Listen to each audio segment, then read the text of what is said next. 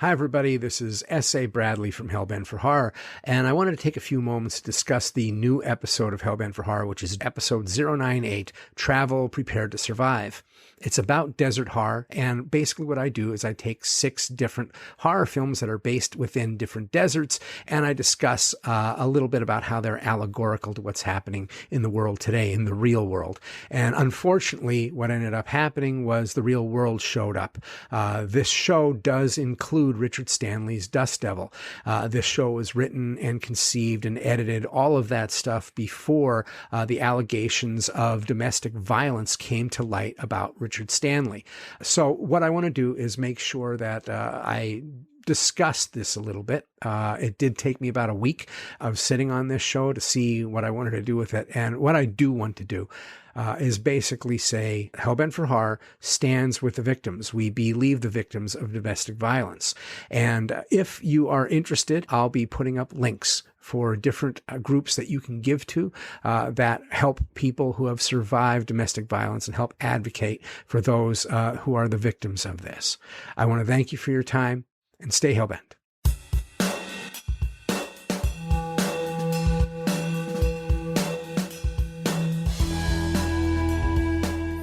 Hi, I'm S.A. Bradley, and welcome to Hellbent for Horror, a podcast devoted to all things related to horror, where I remind you that you used to love horror movies, and you secretly still do.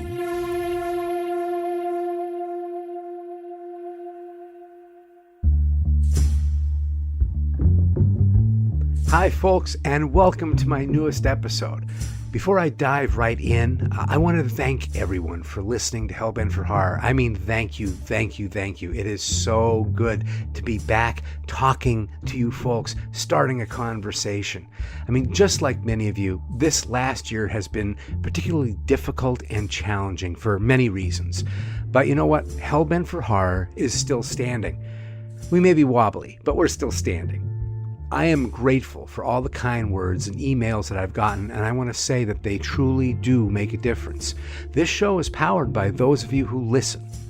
And if you like the show and you feel it has entertained you during these dark times, please help spread the sickness to others. Your reviews and your social media shares and your word-of-mouth praise are so important. Honestly, your kind words and your reviews on iTunes have taken this show more places than any ad guy could deliver. Now, I mentioned a few months ago that we were in process of revamping the website for Hellbent for Horror, and I am happy to report that the updated and retooled Hellbent for Horror website is finally up and running. However, this also means that we are starting all over again in the basement with a good old-fashioned Google Analytics. Yay! I'd really appreciate if you would help us out of the analytics basement that we're in by visiting the website and clicking on the links. Your visits and your click-throughs will help the site rise in the analytics of the searches.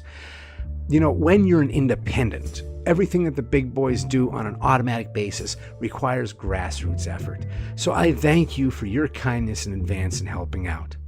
Also, if you look on the website, you'll see a new page, Bradley's Bookstore. Due to overwhelming requests, I've decided to make an online quote-unquote bookstore where the entire selection is employee recommendations. The books on that page are ones that I think are excellent and influential. In other words, all those employee recommendations are me. Many of the books that are on there are classics. Some are soon-to-be classics. Some are destined to cult status. And of course, as an indie author, I also want to make this space a place to put some self-published books on there that I like. Many are from authors that I consider friends, but some are ones that I just really connect with. And I hope you do too. Take a look at Bradley's Bookstore. So we are 100% listener funded, and if you'd like to support the show in that fashion, there's several different ways that you can do it. If you want to use a debit or credit card, you can contribute an amount per episode on Patreon, or you could use PayPal. Now, I know not everyone wishes to use Patreon or PayPal. You can also donate through Squarespace on the Hellbent for Horror website. H4H is also listed on Zelle, which is a digital transfer service that works with most U.S. banks. You can find me on Zelle through my email address, scott@hellbentforhorror.com. I'm also painfully aware that there aren't any great simple options for my fans overseas, and I love my fans overseas. So what we do is we have a P.O. box here. If you're inclined to do so, you can send checks and money orders and even voodoo dolls to my P.O. box. Keep light on the voodoo dolls. I don't want to have to pay extra rent on this P.O. box. The address is listed at hellbentforhorror.com. You can find it there, as well as all the other options that are available to my listeners to be able to contribute. And to my international friends, especially the ones in Europe, if there is a payment option that is friendly for you to use, do let me know. I don't assume that I know everything about this. I thank you all for listening, and I thank all of you who continue to help us through your kind support. Contributions can be, of course, folding money, but contributions are also spreading that word out there, letting people know that we exist. Contributing is one of the things that makes a community, and you know what? I'm just really happy to be able to sit and talk with you folks. I have one last thank you before we start the show. It has to do with this show, and it's one that is a long time coming. This episode has been in the works for a long time. It continued to get pushed back by things that I was doing for my book, different premieres that I was doing, or signings that I was doing, and people just coming and wanting to be interviewed. Those things got in the way of me getting this episode done. This has kind of been like my Fitzcarraldo. It's been quite a bit of work to be able to get it done and get it out. And why I have a thank you on here is that there was some original music that was made by a listener for this episode. Some of the original music in the episode was created specifically for this episode by Dardano Viventi, a musician and a faithful listener, and I can't thank him enough. He supplied 3 instrumental pieces for the show, and I hope that you enjoy his talent. And now, without any further ado, on with the show.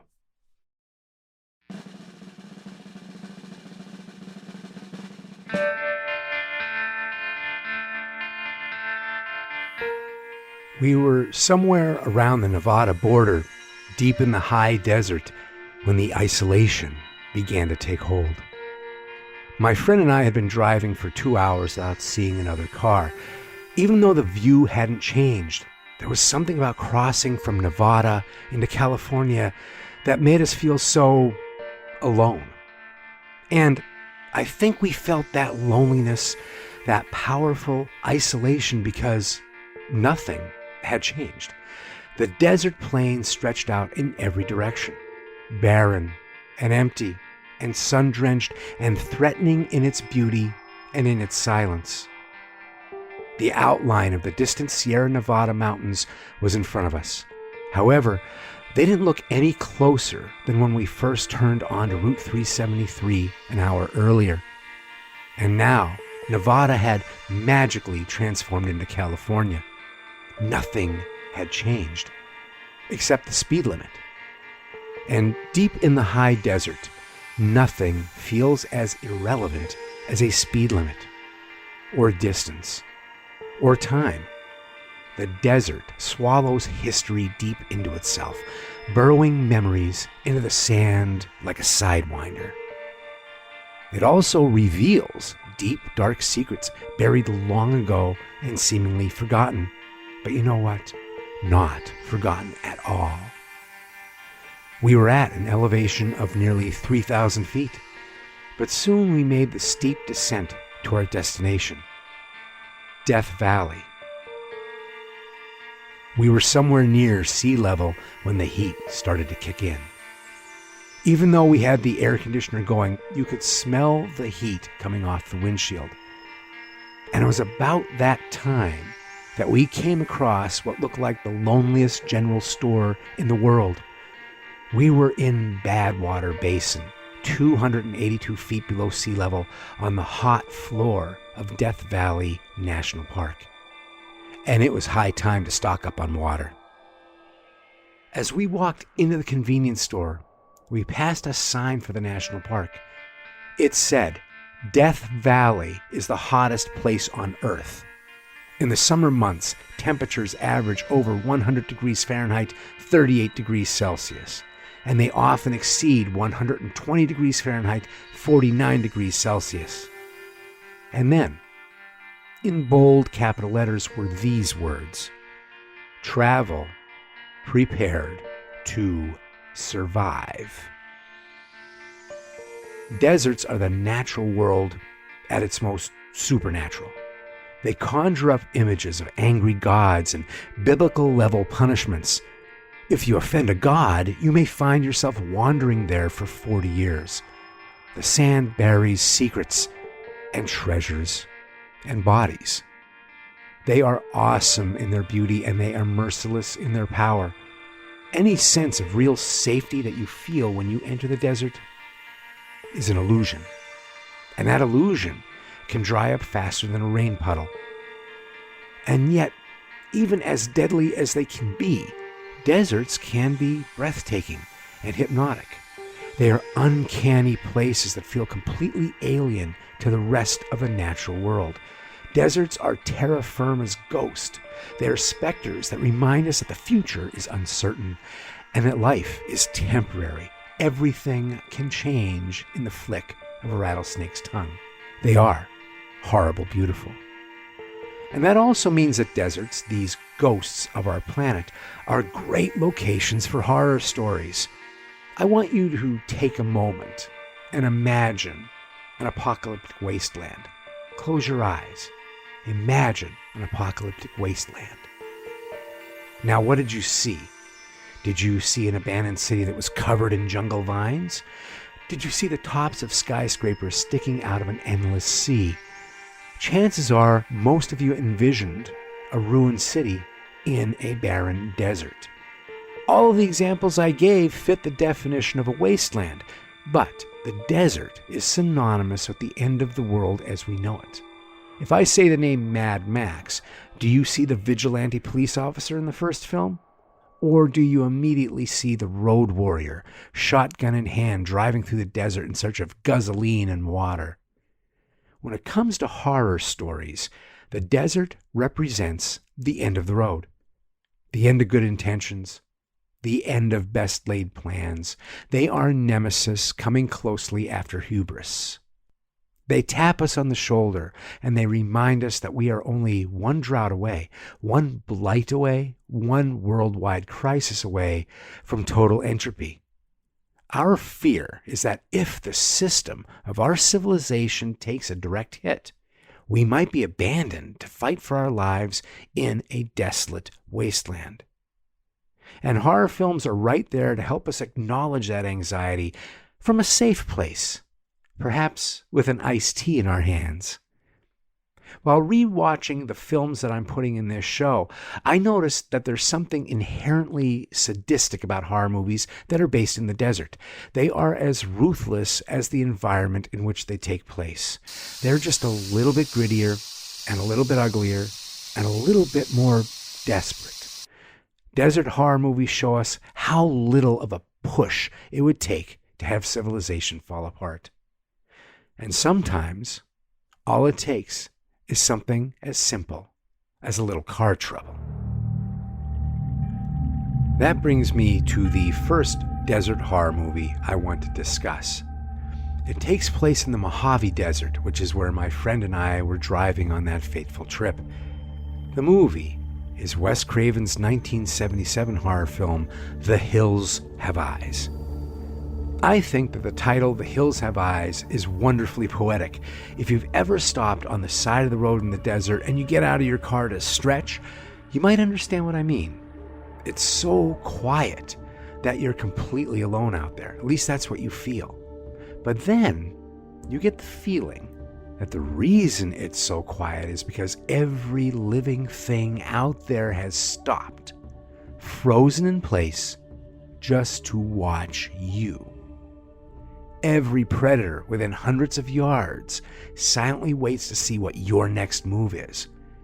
And that realization and the anxiety that it causes is where the movie The Hills Have Eyes derives its power.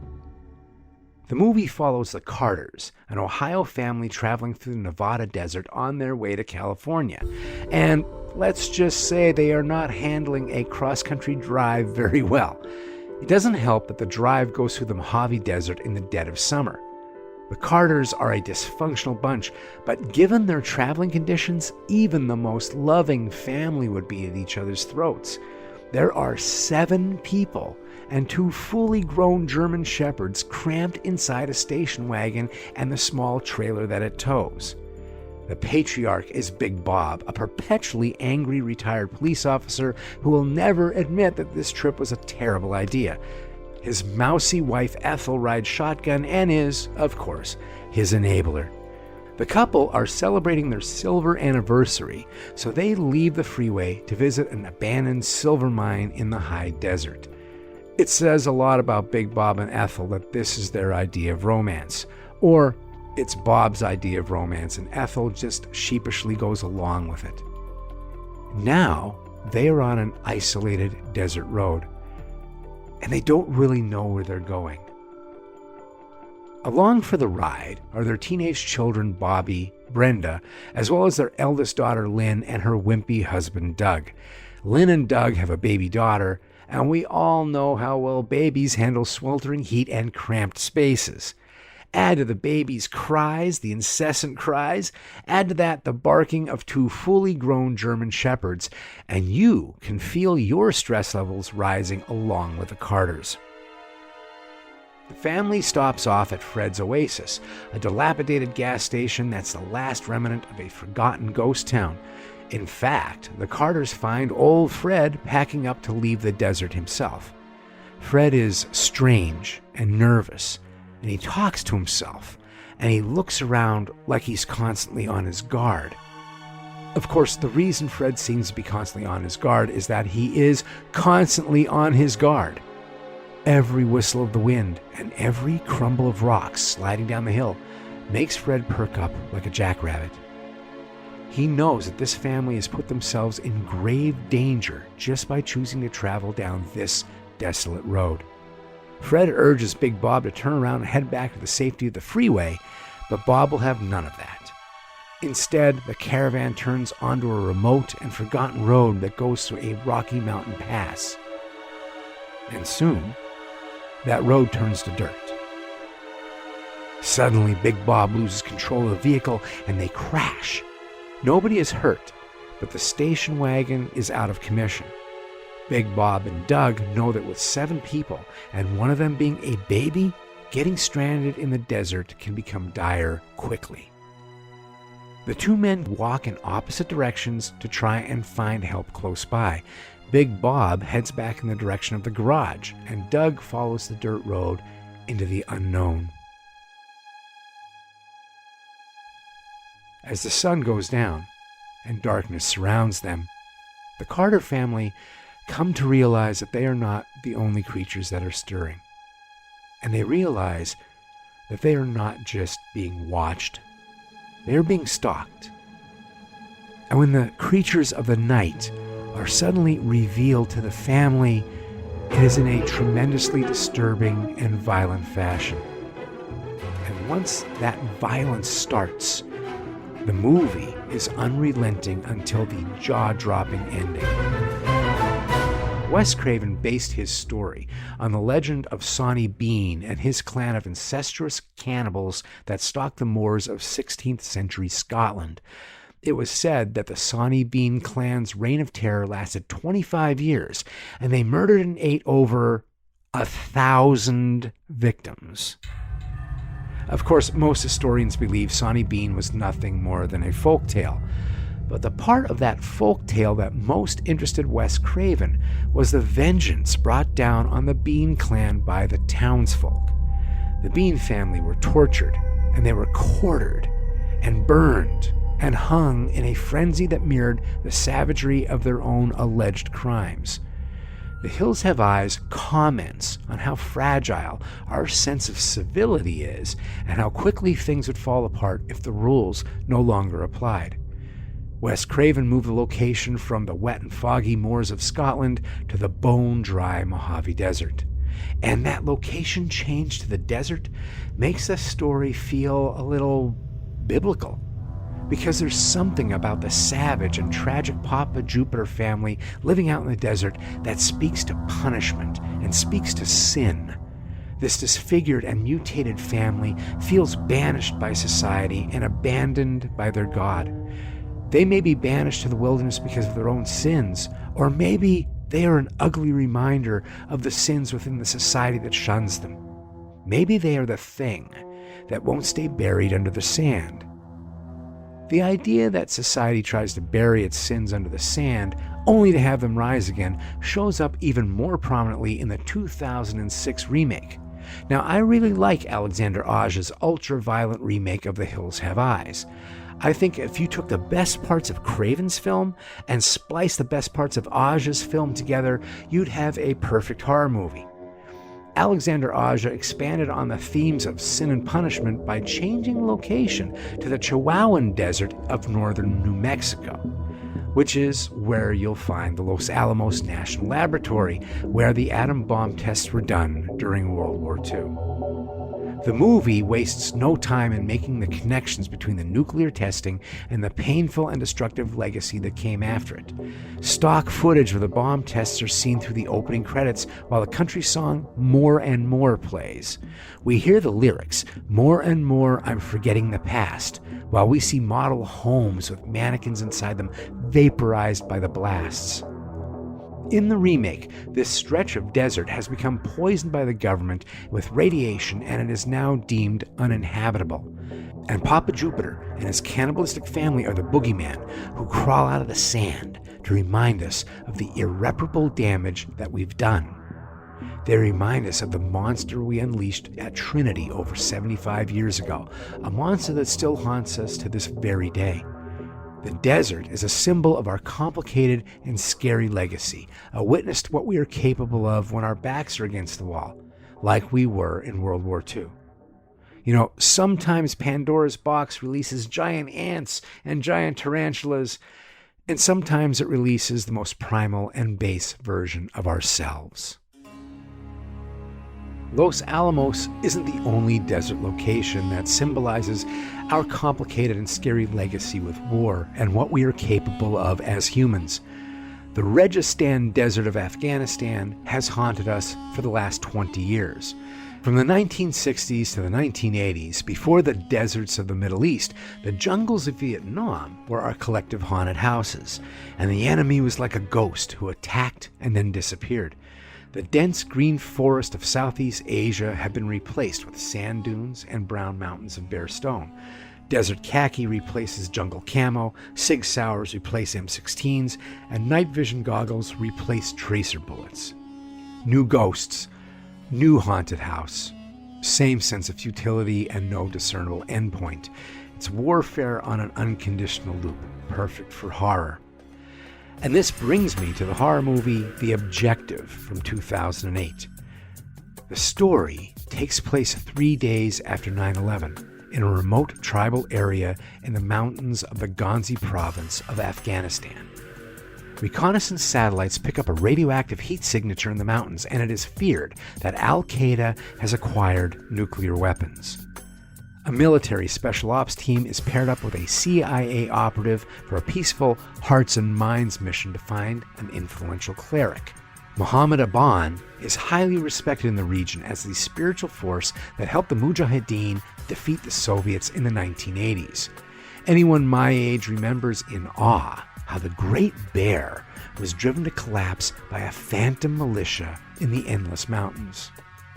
The mission of this special ops team is to get a recorded statement from Aban that says he supports the U.S. effort in Afghanistan.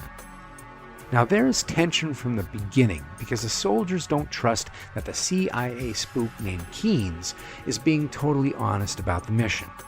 Even though this is a peaceful mission, the Special Forces team needs to parachute in under the cover of night and maintain complete secrecy. From the moment the unit lands in the region, we know that they are in a dangerous and mysterious world where they can't hide. When the soldiers reach the town that Aban is alleged to live, they find he is no longer there.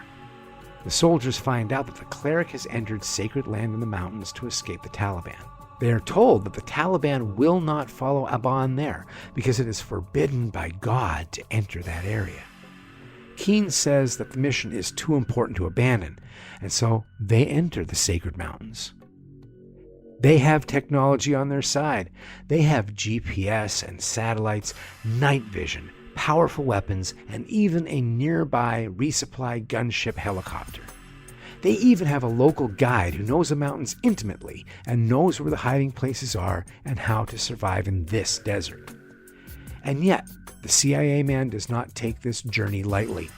He notes that armies since Alexander the Great and even the all-powerful Soviet Union have paid the price for trying to make this desert their own.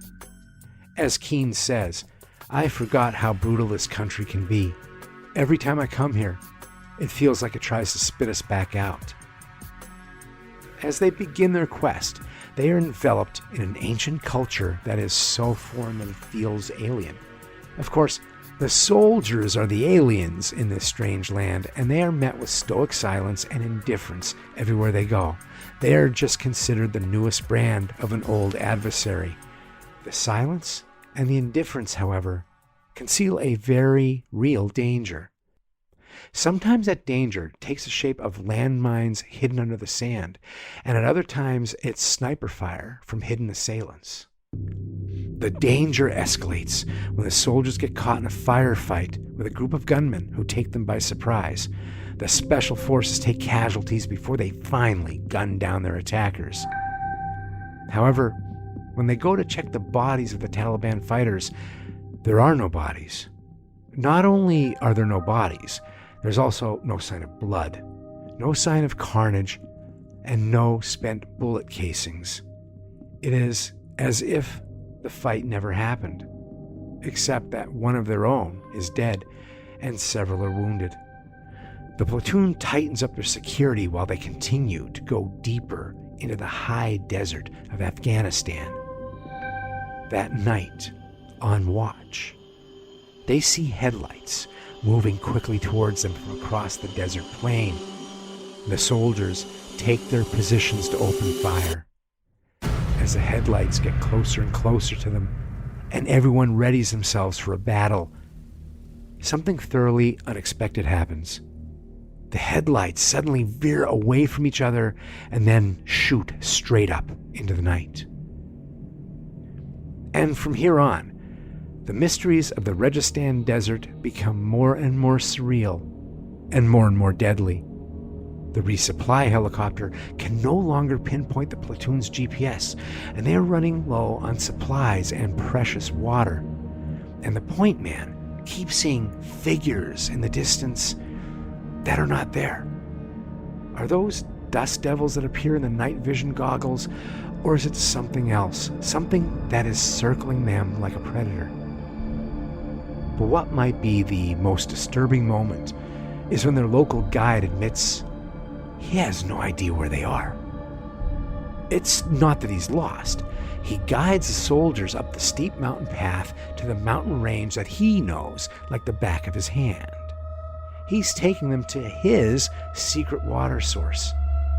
However, when he gets to the mountain peak at the head of the trail, the view of the ranges in front of him are not the ones that he expects to see. In fact, he's never seen these mountain ranges before in his life. First they lose supplies, then they lose their bearings, and then they lose any sense of time. Even more terrifying is that they have now passed the point of no return.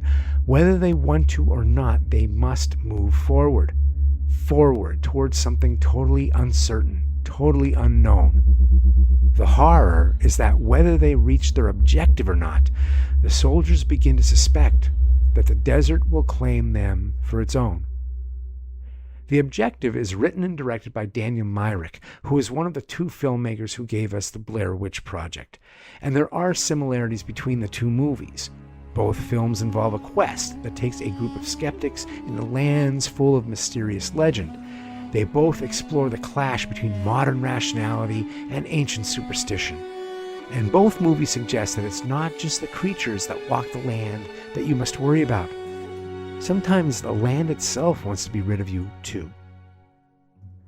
Another way that The Objective is similar to the Blair Witch Project is that it is ambiguous about the presence of the supernatural. There may or may not have been a real Blair Witch. It might have been psychosis or a threat that is all too human instead of supernatural. The next movie that I want to discuss makes no bones about the supernatural or the profoundly spiritual nature of the desert.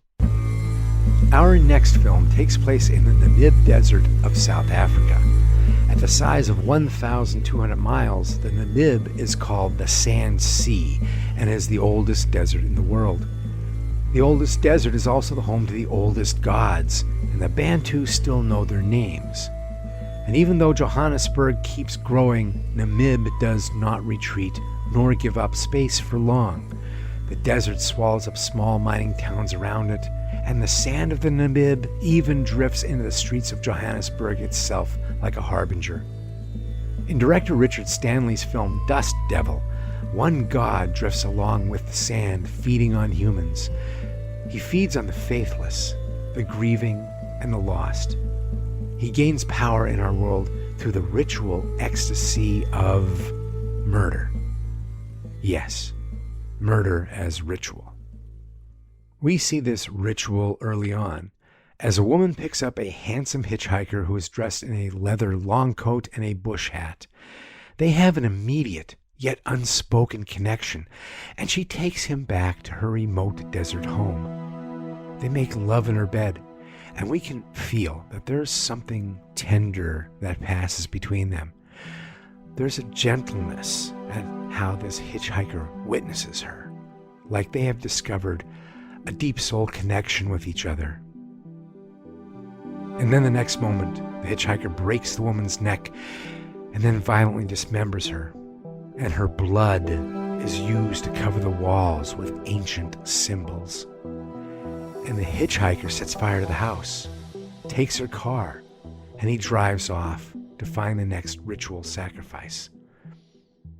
If this film sounds like a creepy serial killer story, Dust Devil is in fact based on a real South African serial killer, rather loosely. But the serial killer element is the only part of this horrible, beautiful film that even slightly resembles a true crime story. Director Richard Stanley had a more supernatural and a more spiritual story in mind. Dust Devil is idiosyncratic and trippy and violent and beautiful and bizarre and oddly profound.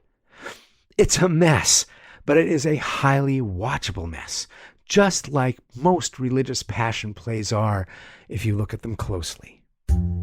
We get to the heart of the fable and the lore right away, as a Bantu holy man describes the desert as a universe of its own. Back in the first times, in the time of the red light, the desert wind, Suupwa, was a man like us, until, by mischance, he grew wings and flew like a bird. He takes refuge in the far corners of the world, the places where magic still lingers in the air. Now, the Dust Devil is a dark magician, a shapeshifter, who is trapped in this human world, trying to find his escape. The escape, it seems, resides inside of humans, and the Dust Devil will continue to feed until he is transformed and free of this mortal coil. However, because Suupwa was once a man, he suffers from the rage and the passion of man, and his wrath comes down upon the earth. His wrath comes down upon the humans he connects with as well, and as he destroys one, he must start over and search for another to appease him.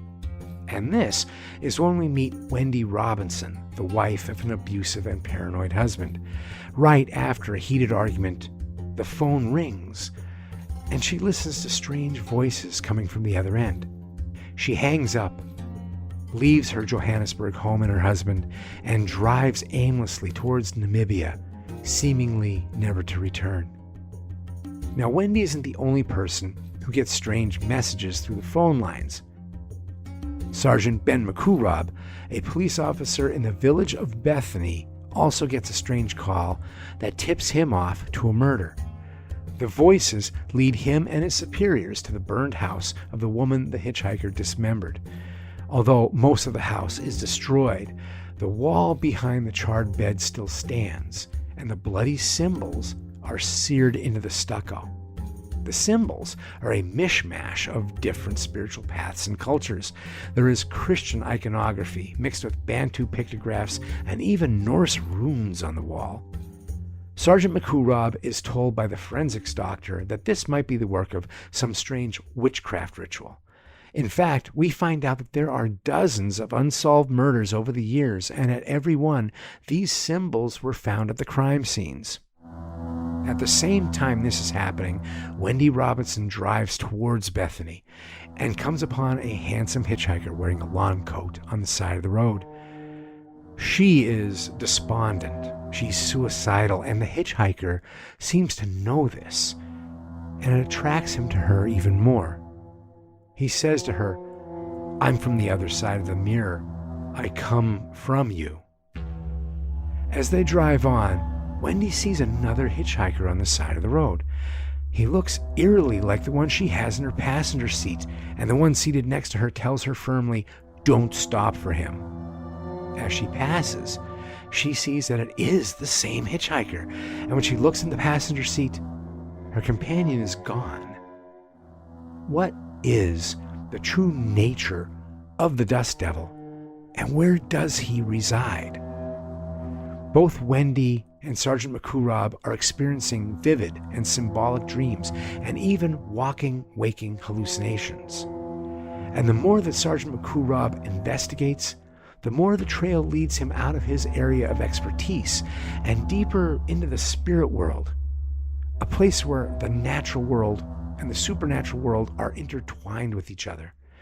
Magicians and holy men suddenly take the place of coroners and psychiatrists in his pursuit for an answer to the bizarre clues that are left by the killer. And as he finds more clues, more dismembered bodies are being found in abandoned vehicles. These murder scenes seem to be forming a line towards a destination. Something is coming to Namibia, hidden inside a relentless sandstorm that is making small mining towns disappear. And as the desert sands devour the land, and this sandstorm gets bigger, in and around the tiny town of Bethany, the Dust Devil is busy devouring souls. Images of sand-covered streets and buildings half submerged in sand dunes and a mishmash of religious symbols speak to a theme here. There is a constant clash between worlds and cultures in this film. Richard Stanley shows the cultural and spiritual unrest of an uneasy truce between South African colonists and Namibia. The new world may look like it has tamed the old world, but the passage of time proves that to be a temporary victory. Whatever lies underneath continues to fight to break through, like some strange and violent game of rock, paper, scissors. The topics of racial tensions and colonization weave throughout the film. Even the town of Bethany as a location is significant, as it is the home to the oldest Christian church and mission settlement in the country. Bethany is also the location of a violent tribal uprising over the colonists trying to force Christianity onto the Bantu.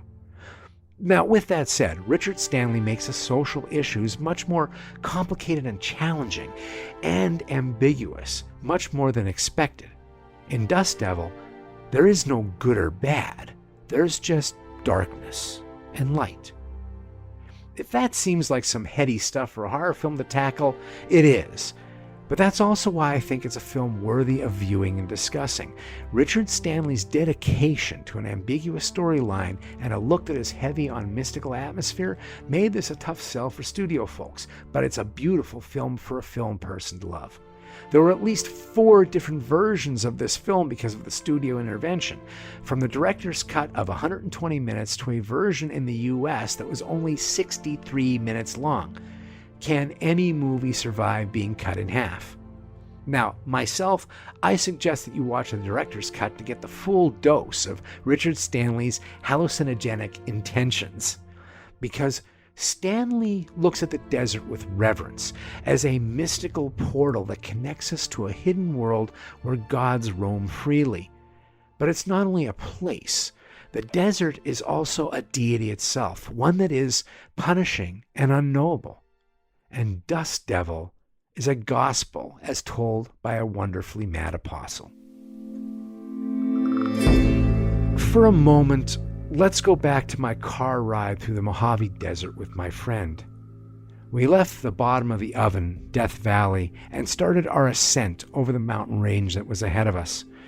We go from an elevation of 279 feet below sea level to 5,000 feet above sea level in less than 5 minutes of winding 2-lane road. It was about the time we saw the elevation sign for 4,500 feet that we had to hit the brakes. We were stopped behind a line of cars, nestled up against a mountain face and skirting a cliff edge that seemed to drop all 4,000 feet. And that drop was just 20 feet away from our car. In quite possibly the very last place I thought it would ever happen, we were stopped by road construction. Although we could see roadwork signs, we couldn't see any work vehicles or construction workers because of a blind curve. All that was in front of us was sky and a very steep fall. We had no idea how long the other cars had been stopped there, or how long we would be sitting there with them. Even at 4,500 feet, the temperature was still around 100 degrees, and I knew that I needed to turn off the air conditioning so the engine didn't overheat. Now, my car was well stocked with water and coolant and fix-a-flat and flares and survival blankets, and yet I felt vulnerable. We rolled down the windows, and all we could hear was wind. 5 minutes passed, then 10. Just when I was beginning to get uncomfortable, the cars in front of me started their engines, and they began a slow roll forward. As we went around the blind curve, there stood a huge bear of a man, with his long hair under a helmet and his eyes behind mirrored sunglasses. His arms were thick as my thighs, and his skin was tanned like mahogany, and he held a shovel in his hands. However, there was no sign of construction anywhere around him, or even a construction truck. There was just this mountain of a man holding a potential weapon. Now, of course, the construction vehicles were around the very next blind turn, but for a moment, the illusion of danger felt real. I thought to myself, now, wouldn't that be a devious trap for a killer to use to find his victims? Now, even though I was probably more prepared for potential emergencies out there than many folks were, I was still very much out of my element. And for a moment, once again, I felt very vulnerable. I was on this Goliath's turf, and he had all the advantages. If I were in distress and this giant of a man approached me to help, I would have to take a leap of faith and hope his intentions were honest. Even if he ended up being friendly and helpful, I ask you, how long would it take you to relax around him? Could you relax? Have you ever been in that awkward situation when you're with a stranger and you are kind of in this vulnerable spot, and both of you smile because you're both anxious? This is foreign, and not only that, you're both completely aware of each other's anxiety, and knowing that about each other just makes it even more awkward and even a little bit more nerve-wracking. There's tension there. And that unsteady tension is a driving force behind the next film, Greg McLean's Wolf Creek. There's probably no film on this list that is more divisive than Wolf Creek around horror fans and critics and just about everybody. It is on the late Roger Ebert's list of his most hated movies, and when it premiered in 2005, it got a CinemaScore rating of F. Perhaps that had something to do with the really bad marketing idea to have this movie open on Christmas Day. Not a Christmas movie, folks, not even in my household. Now, my opinion is that Wolf Creek is one of those few horror films that gets penalized for doing its job just a little too well. It is ostensibly inspired by true crimes, but this film doesn't romanticize a tragedy or have a neat resolution like most true crime stories do. Once this tale of murder and mayhem gets going, it is truly dark, totally remorseless, and relentlessly pitiless. The story is simple and straightforward. Liz and Christy are two 20-something British tourists who are backpacking through Australia. They meet Ben, an Australian and a fellow traveler, at a party in Sydney. The trio hit it off, and they pool together their meager funds to buy a cheap car to road trip to the beaches of Queensland on the other side of the continent. From the beginning, there's an undercurrent of nervous tension and anxiety as Liz and Christy take a leap of faith to travel with Ben. Hey, he's cute, but you never know. They seem to think, though, that since he's Australian, he'll be an asset as they drive through the outback of the Gibson Desert. However, he seems to be a little naive about the inherent risks of long-distance desert travel. The energy is fun and bubbly while they're still in populated areas of the land, but as they head into the outback, the energy changes. They stay at a campground, and you can feel how weather-beaten everything is, and how rugged everybody that they meet are. The closer you get to the fringes and the edges of civilization, comfort is replaced by utility, and everything out there feels rougher and harder. It doesn't take long for the trio to realize that they are out of their element. Liz and Christy also realize that Ben isn't an alpha male out here. They enter a last stop gas station and diner, and they are immediately made the brunt of jokes from a table of intimidating local men. Even though Ben is with the women standing right next to them, one of the huge locals demeans the women with grossly sexual insults and jokes. What's so unsettling about this is how effortlessly and relaxed this man is while he casually does this, as if Ben and the women are inconsequential to the joke. There is contempt from both sides of this divide, to be sure, but the locals are the predators in this part of the desert, and they know it. The trio narrowly evade a full-out bar fight, and they drive off into the outback. And that encounter in that bar sets up a recurring theme, that appearances and expectations can be deceiving, and that safety out here is not guaranteed in any form. A gas station in Halls Creek isn't the same as a gas station in Sydney, and a recreational park in the suburbs isn't the same as one in the desert, deep in the desert, like Wolf Creek. Wolf Creek is the site of a huge crater left by a meteorite, and the backpackers are eager to visit this place. The park is also in the middle of nowhere in the Gibson Desert, and the crater is at the end of a dirt road, the only road for 30 miles. Ben gets the group to Wolf Creek with plenty of daylight for them to explore and get back to the main road way before dark. The crater itself is eerily beautiful. It's this circular valley made from violence. There is talk of the mystical importance of this crater to the Aboriginals, and the powerful magnetism of the iron ore from the meteor, and of course there's even talk about alien abductions. After the hike, they get back to the car plenty of time before sunset, and they are ready to drive on to Queensland. But the car won't start. No cranking power, nothing but a dry, dead click.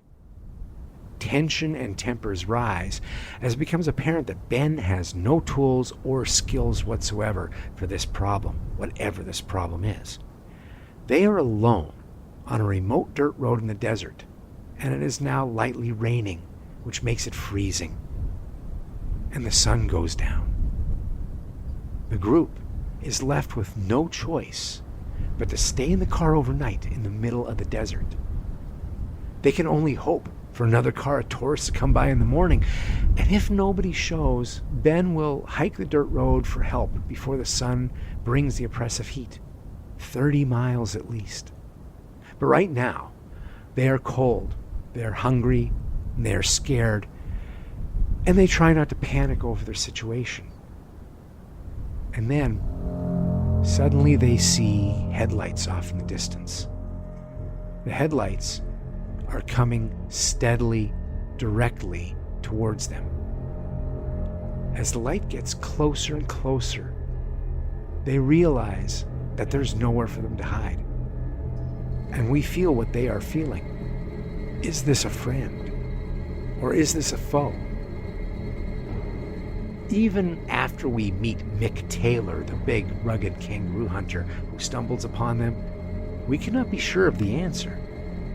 And that is what makes Wolf Creek an intense and riveting horror film. Liz, Christy, and Ben are subtly trying to appease him and keep a safe distance from him and still get rescued by him. Every conversation, every exchange that they have is filled with landmines. And as the tourists try to figure out this man's motivation and they try to find out just how fucked they are, the conversations get really sticky.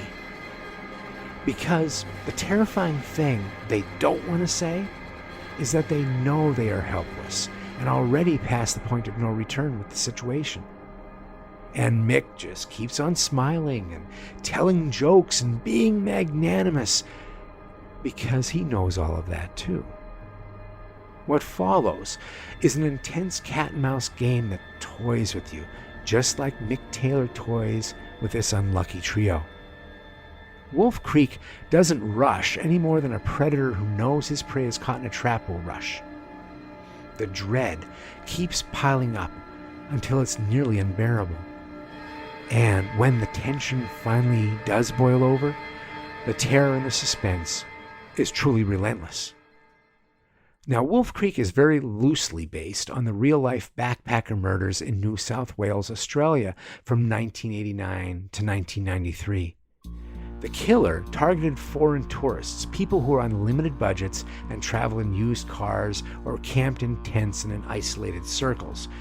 7 bodies were found in shallow graves in the forest, and each body showed horrible, violent deaths from bludgeoning and stab wounds. Some were shot in the head multiple times. Others were decapitated. One horrible similarity was found in the wounds of several of the victims. The killer used a long blade to sever the spinal columns, leaving the victims alive but paralyzed. The victims wouldn't die immediately. In fact, the killer could feasibly keep them alive to experience any kind of horror he wanted to inflict. It was believed that many of the victims didn't die quickly. The police believe that there were several other missing persons and unsolved murders that could have been the work of this killer. So the backpack killer became a boogeyman and a legend of the Australian wilderness. The film Wolf Creek channels an emotional ugliness that goes to the throat, and it has a sadism that is really unnerving to watch. But because of this gorgeous photography, an unusual photography, and an authentic sense of place and the people who inhabit that place, Wolf Creek is, in my opinion, horrible beautiful. The monster, Mick Taylor, comes from a different time and place within the desert, a reminder of this violent and cruel history of Australia. He feels like a myth himself, the embodiment of an angry and resentful populace that once ruled the land as an apex predator. This predator haunts the outback, a reminder that both life and civilization are terrifyingly fragile. Speaking of the mythic apex predator of the desert, I want to take a few moments to discuss a film that is the spiritual cousin to Wolf Creek.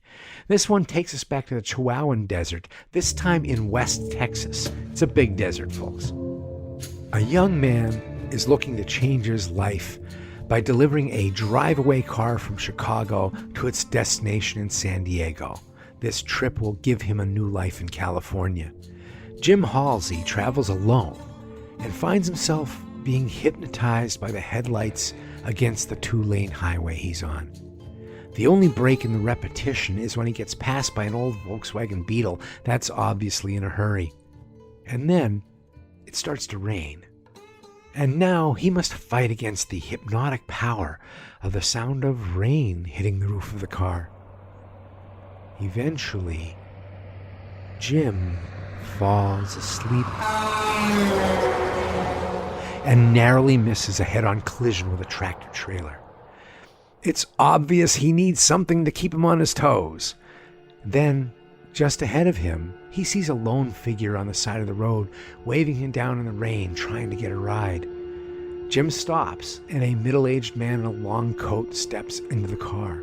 He is soaked to the bone, and he looks somewhat comical. The young man behind the wheel is eager to talk to keep awake, but the older gentleman is aloof and seemingly out of sorts from being in the rain. The only information he will give is his name, John Ryder. He deflects any questions that Jim asks by asking his own questions. As they drive on, Jim sees something on the side of the road. It's the Volkswagen Beetle that passed him a while back, and it looks like the passenger side door is open. Jim starts to slow down, but John Ryder pushes on Jim's knee to press the accelerator and blow past the stranded car. Now this upsets Halsey, and he pulls over and demands that Ryder leave the car. The old man sits quietly for a moment, and then he says, "I'm going to sit right here, and you're going to drive."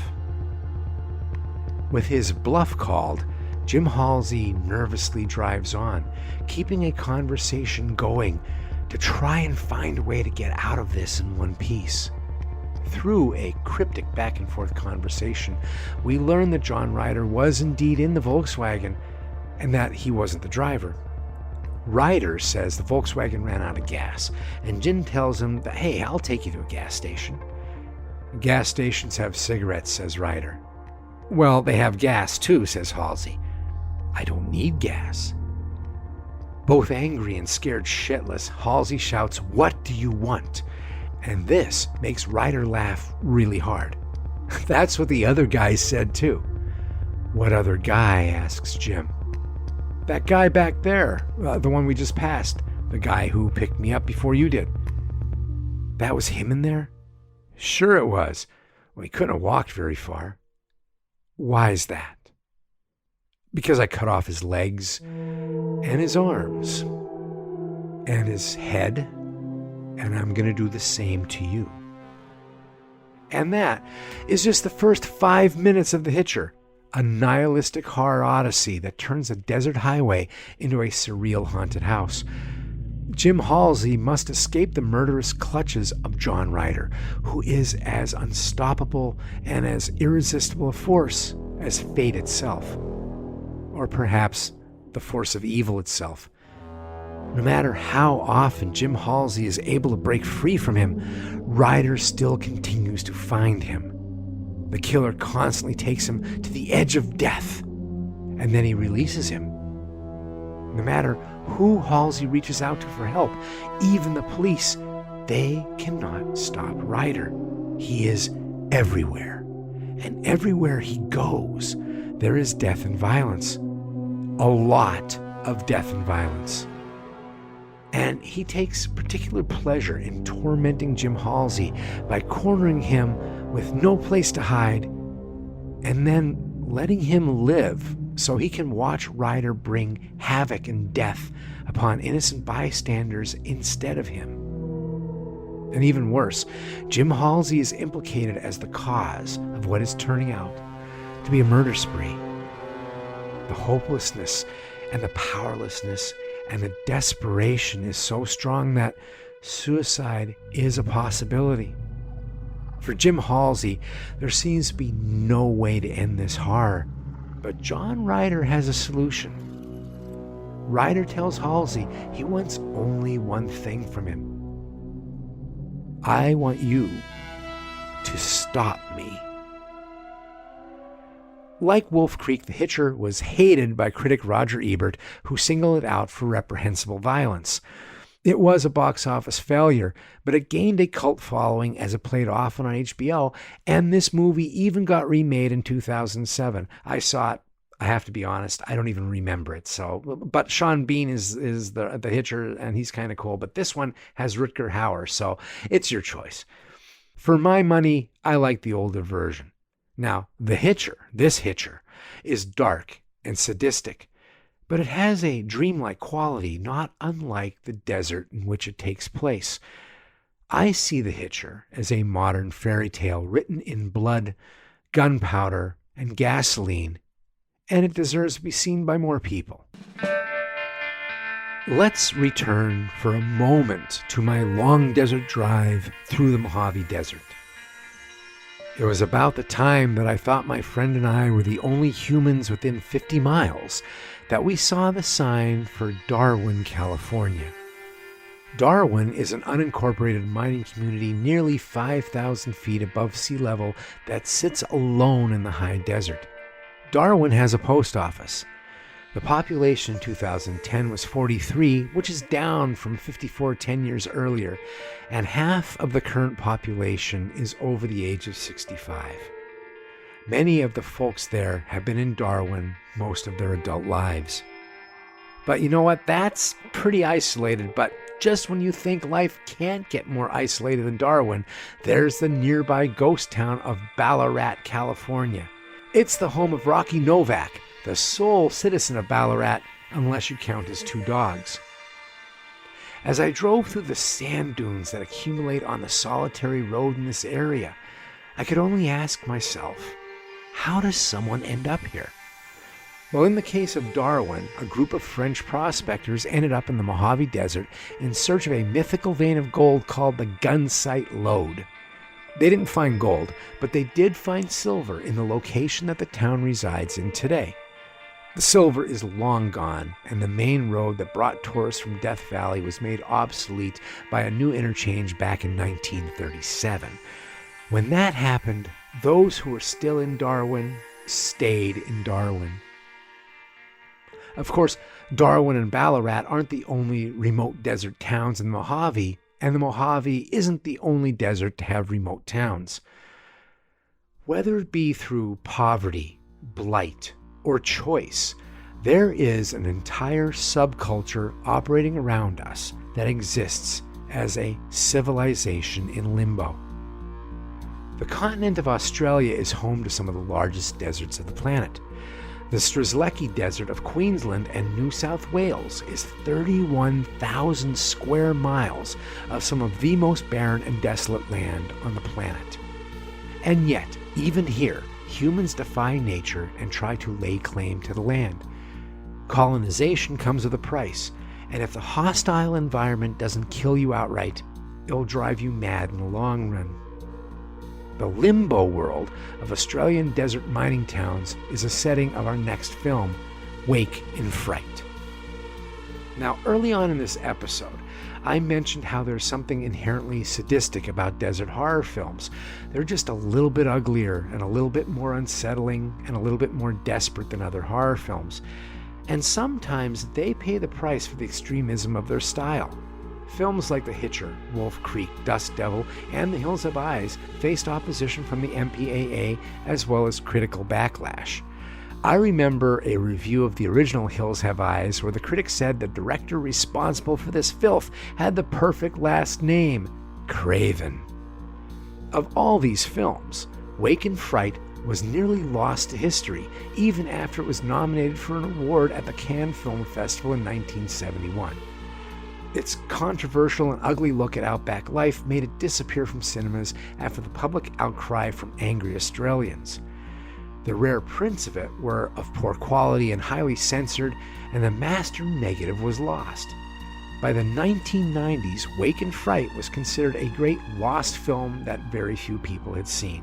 Ironically, the last remaining prints were found buried in a shipping container inside a salt mine storage facility in Pittsburgh. The film cans were stamped, "For Destruction." Wake in Fright may be the most disturbing and unsettling film of the ones that I've been discussing, even though its horror is essentially based in reality. In fact, it's the reality shown through an absurdist lens that is precisely why this film is such disturbing horror. Imagine a cross between Harold Pinter's The Birthday Party and Jean-Paul Sartre's No Exit mixed with the Snowtown Murders, and you have an idea of what Wake in Fright is like. Also, out of all the films I've discussed, Wake in Fright is the only one that I feel I need to give potential viewers a trigger warning about. I'll give that warning at the appropriate time, however. The story of Wake and Fright is a simple one. We meet John Grant, a school teacher in the remote town of Tabunda, on the last day before Christmas break. He is packed and ready to travel to Sydney to spend his days on the beach with his beautiful girlfriend. John takes an old freight train for a long ride to the airport.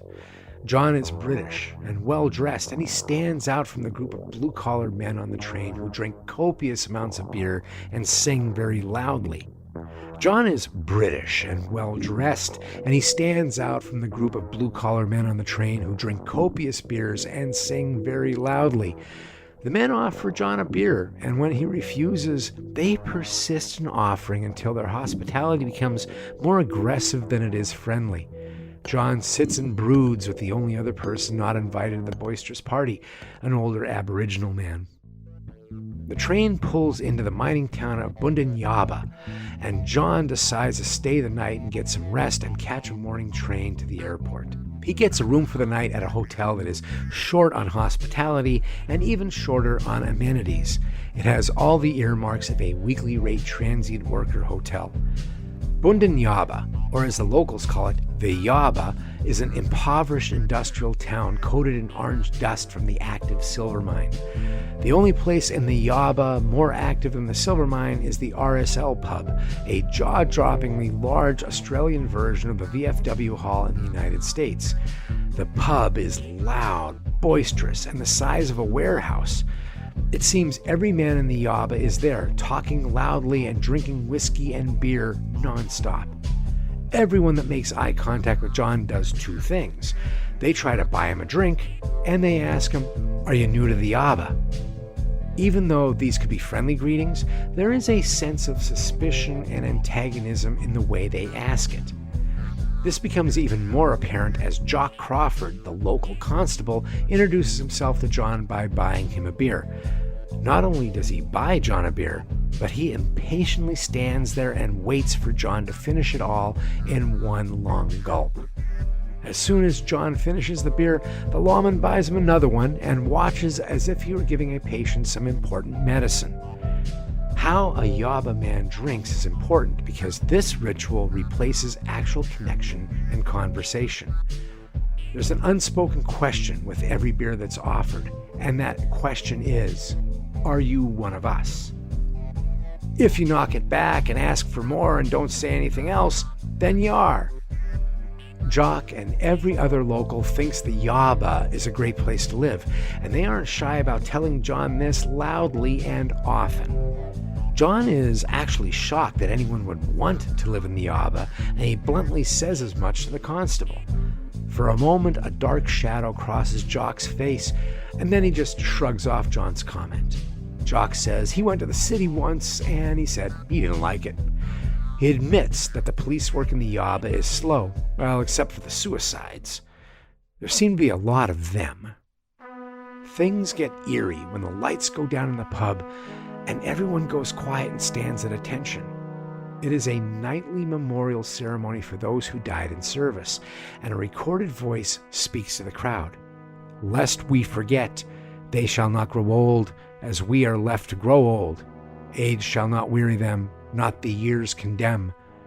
At the going down of the sun and in the morning, we will remember them, lest we forget." The way the men in the pub react, you'd think that they were a little jealous of the dead. We find out that as a new teacher in Australia, John has a $1,000 financial bond he needs to pay off before he can leave his remote assignment. We also find out that he has an addictive personality, and this is a flaw that the Yaba seems ready to exploit. Jock takes John into the back room of the pub, where desperate and anxious men gamble with an illegal game called two-up. It's not much of a game of skill, as everyone bets on whether two coins will land heads or tails after they are tossed high in the air. It is essentially win or lose, live or die, heaven or hell. Every toss of the coins causes an eruption of men running and yelling and scooping up money. Some of them grimly double down on the next bet, but others run into the shadows of their winnings like animals with food. John is surprised that with all the money on the floor, the men aren't at each other's throats. As Jock says, there's hardly a fight. Every man knows what's coming to him. and he just goes and gets it. John decides to bet some of his meager funds because he sees this game as an easy way to make money. And he wins handsomely. At first. He suddenly gets bit with the bug, thinking he can win enough to buy his freedom back from the indentured servitude of the $1,000 bond. He loses everything. He wakes up in the hotel bed to find that he has no money to pay for another night, no money for a train, and no money for food. He is stuck in the Yaba. And the locals can't wait to make a Yaba man out of him, even if it kills him. The horror of Wake and Fright is how it examines the hostility that festers when lives are put on hold and a community is put on pause. The citizens of the Yaba are stuck in an unconditional loop of working poverty and a lack of opportunity for any kind of change.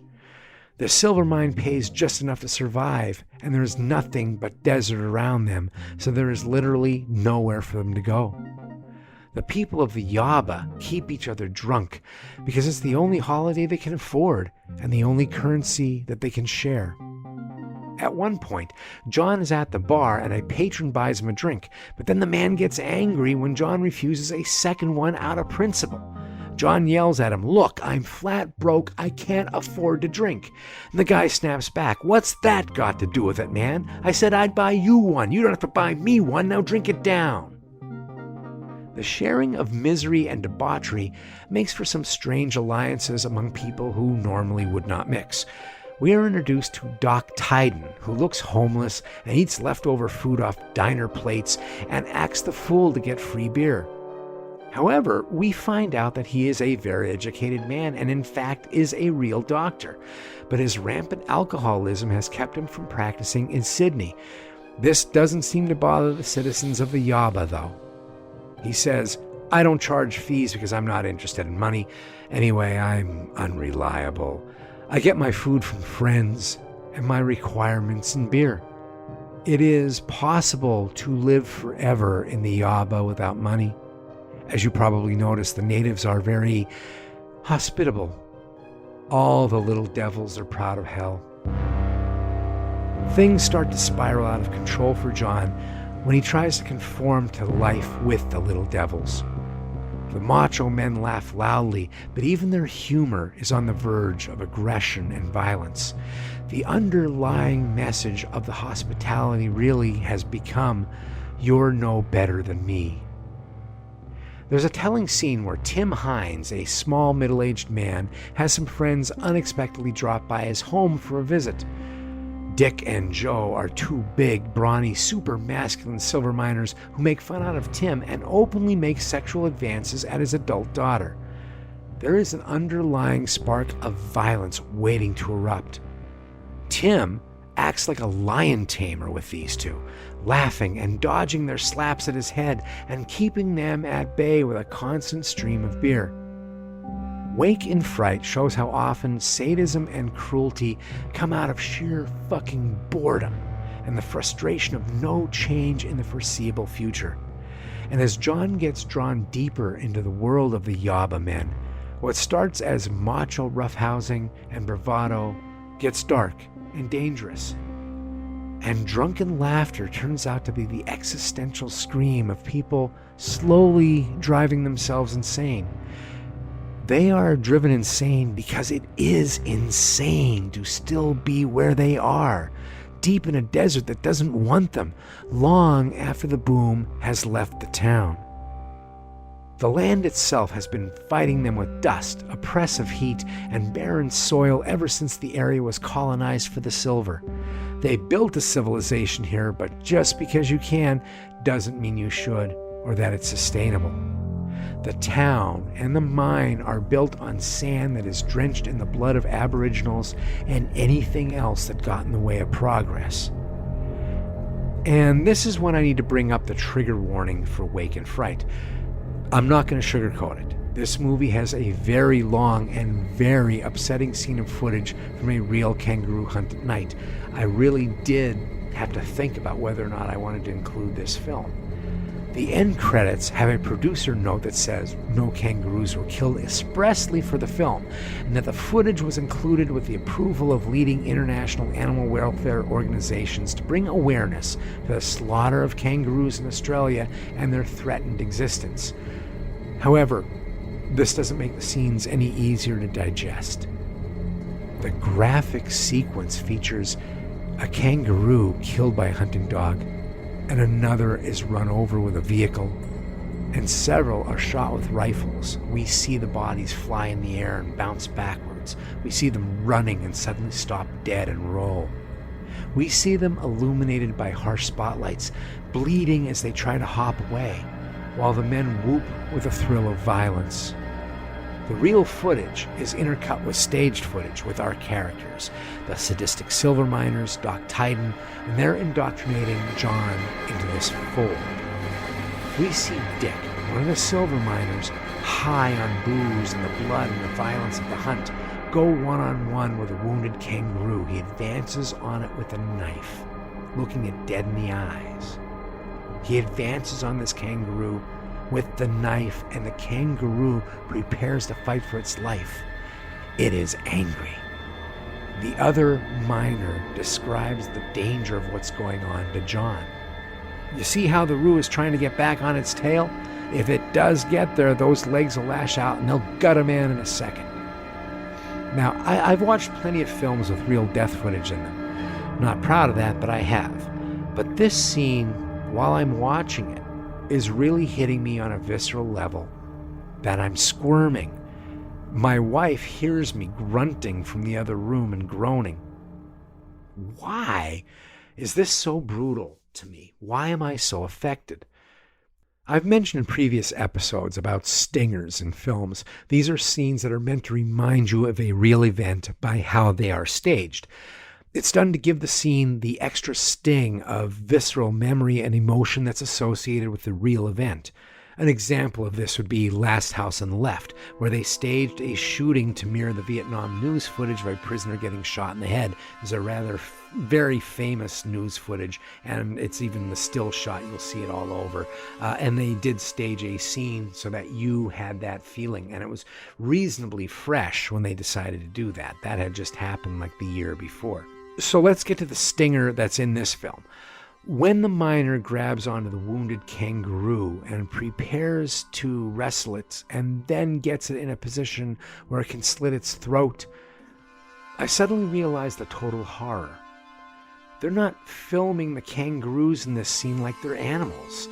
They are framing and editing them to seem as if they are humans.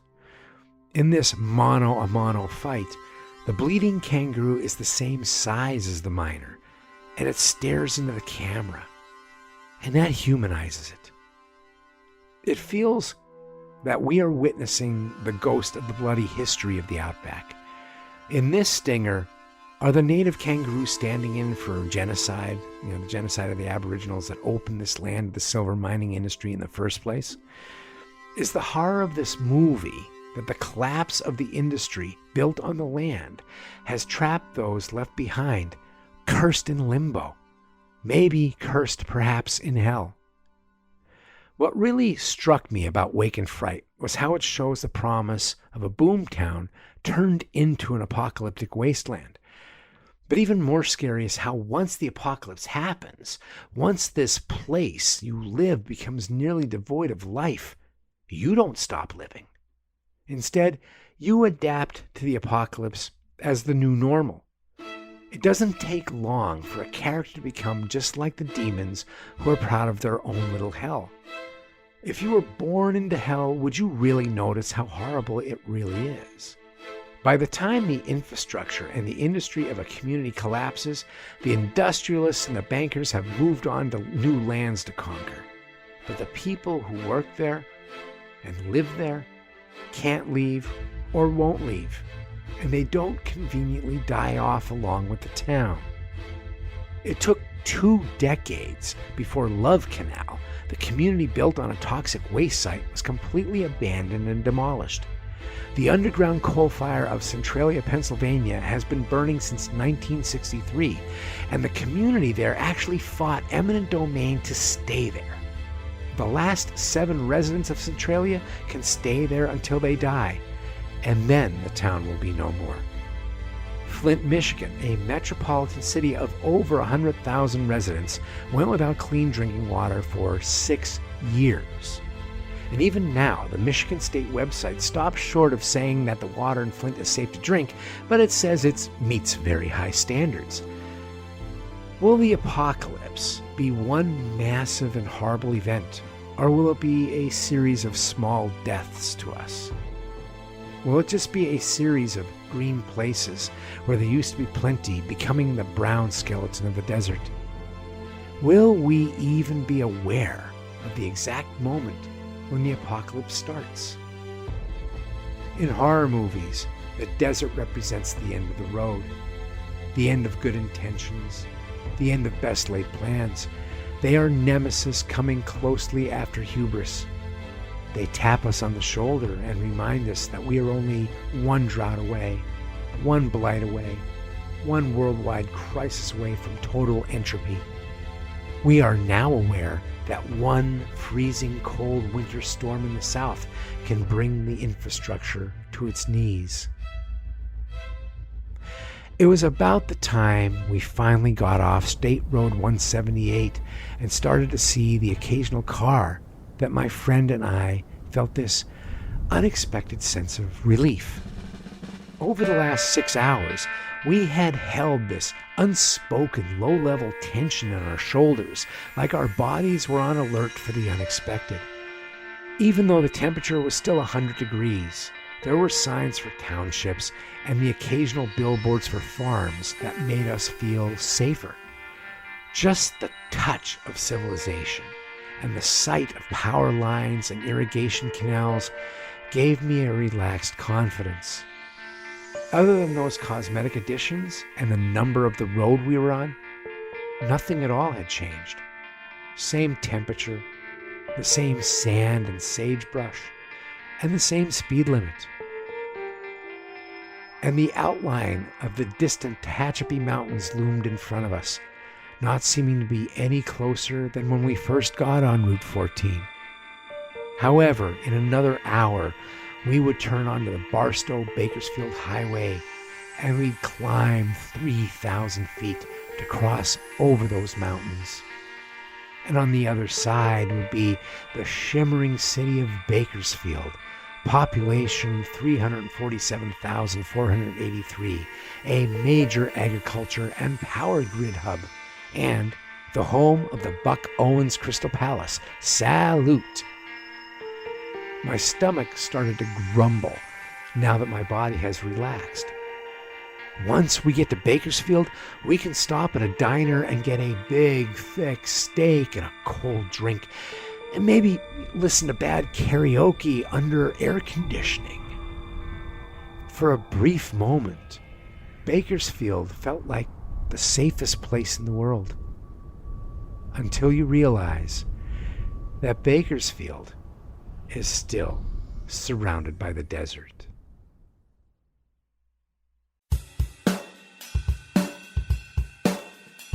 And thanks for listening to the show. Hellbent for Horror was written and broadcast by me, S.A. Bradley, and produced by me and Lisa Gorski. You can find more on our website, hellbentforhorror.com, and I'm also on Facebook at facebook.com/hellbentforhorror, and my Twitter handle is hellbenthorror. Please hit that subscribe button to get H4H hot off the press. And if you can do a review on iTunes or whatever app you listen to us on, that really helps people get to find us. And now for some Hellbent for Horror news. The podcast is available on some more outlets now, so you can listen to H4H on Spotify, iHeartRadio, and TuneIn Radio, as well as the regular iTunes, Android, and Amazon apps. And let there be swag. H4H t-shirts are now on sale. We have a store on tpublic.com with a bunch of Hellbent for Horror designs, and you can have your choice of t-shirts, sweatshirts, hoodies, coffee mugs, something horrible beautiful for you or that someone special. The link to the merchandise store is on our website, hellbentforhorror.com. And until we meet again, stay stay hellbent.